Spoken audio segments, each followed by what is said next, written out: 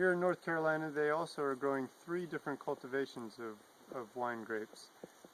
The first one, which is the one Sir Raleigh Walter originally found on Roanoke Island and was originally from the mother vine, grows wild all over North Carolina. This is the native muscadine vine. As you can see, it is a very, very prolific vine. It grows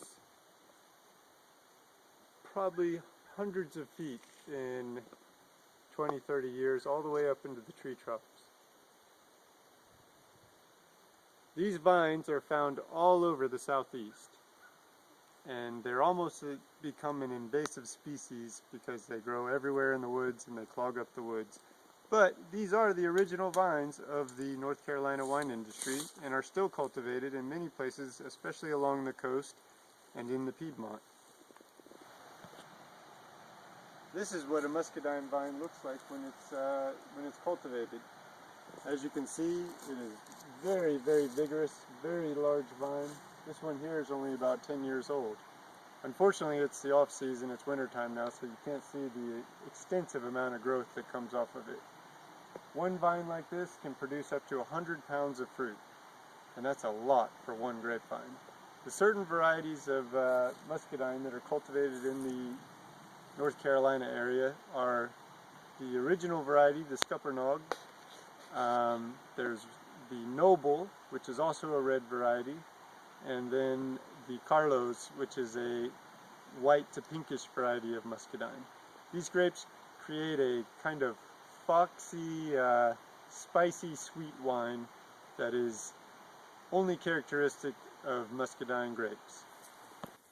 When the European settlers discovered the muscadine vines, they took them back to Europe and planted them, especially in areas such as France and Spain. What they didn't realize is they took back something that could destroy their wine culture forever in Europe. In the soil in the southeast of the United States, areas of the Midwest, and also areas of Southern California, is a soil-borne virus called Phylox. Phylox attacks grapevines from the roots and destroys them from the inside out. It is a very destructive disease and can kill an entire vineyard in a matter of 2 to 3 years. So in France, they took back and they planted a bunch of muscadine vines and they spread the Phylox to their soil, and all their native grapes started to die. In the 18th century, the majority of native French vineyards were dead because of the Phylox they brought back from the United States. The other problem is the muscadine vines, though they are very hardy and they are resistant to the Phylox, the wine quality is nothing compared to the European native vines.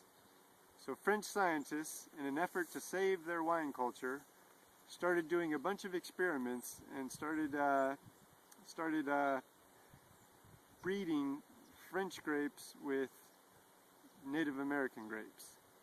And these hybridized breeding techniques created a new kind of grape, which is called a French hybrid. A French hybrid takes the strength and the disease resistance and the vigorousness of the Native American muscadine grapes and combines it with the higher quality wine producing French European viniferous grape. And the result is a grape like this one here in my vineyard. This is called Baco Noir.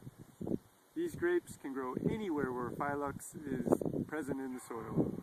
So in France, these are the most widely grown grapes, especially in the southern regions of France and also in the Burgundy region.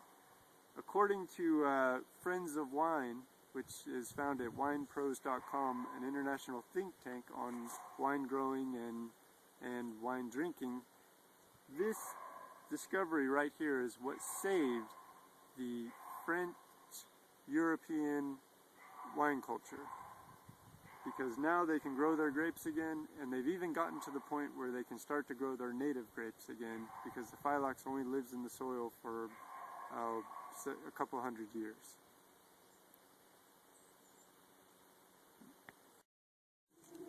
The French hybrid grapes are generally grown in the mountain regions and in the Piedmont regions, because they do much better in a cooler climate. And up in the mountains here, we definitely have a cooler climate than most areas of North Carolina. There was one other way they found to be able to grow the high quality European grapes, and that was to graft the vines into rootstocks of native grapes. So to give you an idea of what this means, I have this vine right here in my vineyard. This is called a Cab Franc. The stem and the base of the plant is a muscadine native grape. These smaller vines coming out are grafted into the muscadine grape by a scientific process in which you put a slice in the root, and using a growth stimulating hormone you insert the vine cutting from a European grape, and you add it, you combine the two, and eventually they grow together. You get the disease resistance of the American grape, and you get the higher quality wine of the French grape, or any European cultivated grape for that matter. And these grapes, though they're not as hardy and they are still susceptible to many diseases, make up the bulk of what's growing in the Piedmont region of North Carolina. These are your more typical varieties such as Merlots, Cabernet Sauvignons, Cabernet Francs, Chardonnays, Pinot Noir, Pinot Grigio, all the wines you generally find at restaurants and at your wine locations in your grocery stores and different places where you buy alcohol. So as you can see, North Carolina's wine industry it's on the rise. It's not what it used to be, and it has no comparison to states in the West such as California and Washington, but for what it is doing very well. The rate of, with the increase of numbers of vineyards and the age of the vines, as it gets older and older, the wine quality will become better. Right now we really can't compete with California or Washington because they've been growing grapes out there since the day Prohibition ended. And their wine qualities are higher and their climates are a little bit better for growing grapes.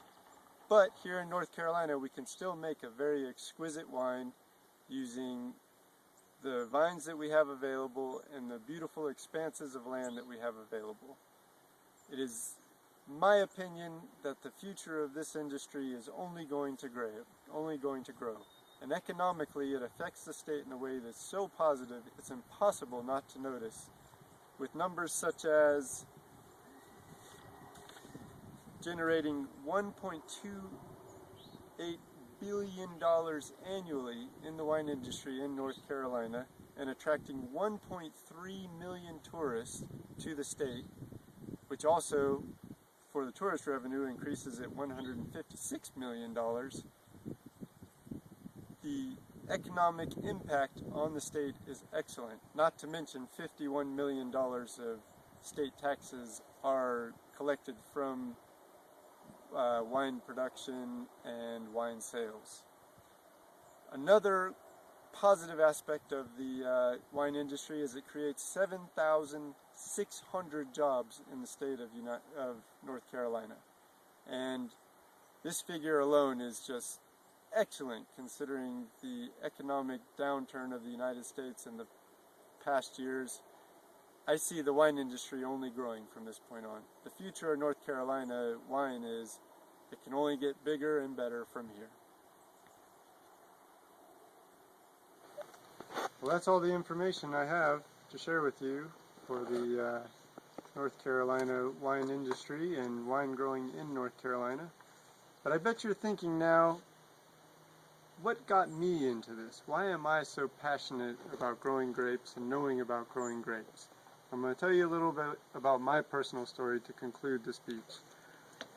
When I was 19, in between the ages of 19 and 22, my girlfriend Alicia, who later became my lovely wife, and I lived up in Washington State, and we worked on a small family-run vineyard called China Bend Vineyards.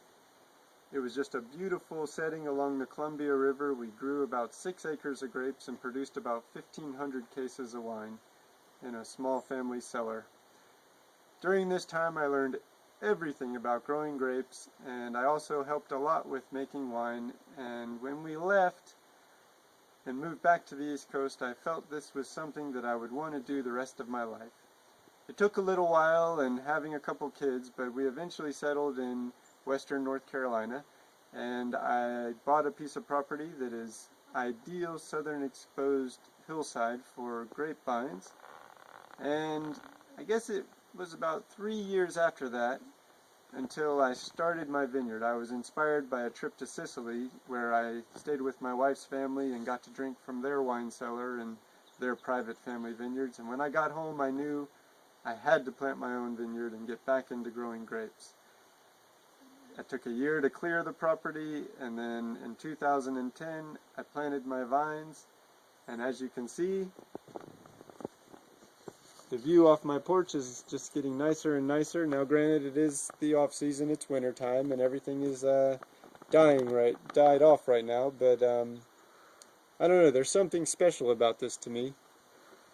It's like a nostalgia of knowing that right here in western North Carolina, I'm doing exactly what people were doing in Mesopotamia 6,000 years ago.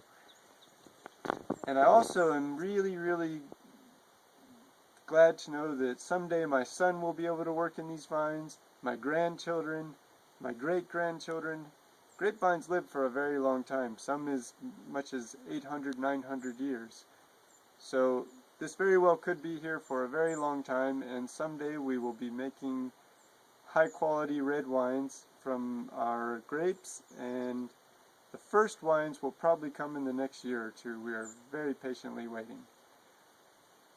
Well, folks, that's all I have to share for you today, and I hope that you learned something interesting about the North Carolina wine industry, and I hope that you're willing to experiment and try some of North Carolina's wines. And I will say I really, really hope that everybody drinks responsibly and never gets behind the wheel while driving. If you're under the age of 21, we'll just wait till you're 21, because the older the wine gets, the better it tastes. So, in closing, I'm going to say here's to you, here's to the great wine culture of North Carolina and the beautiful state of North Carolina. Cheers.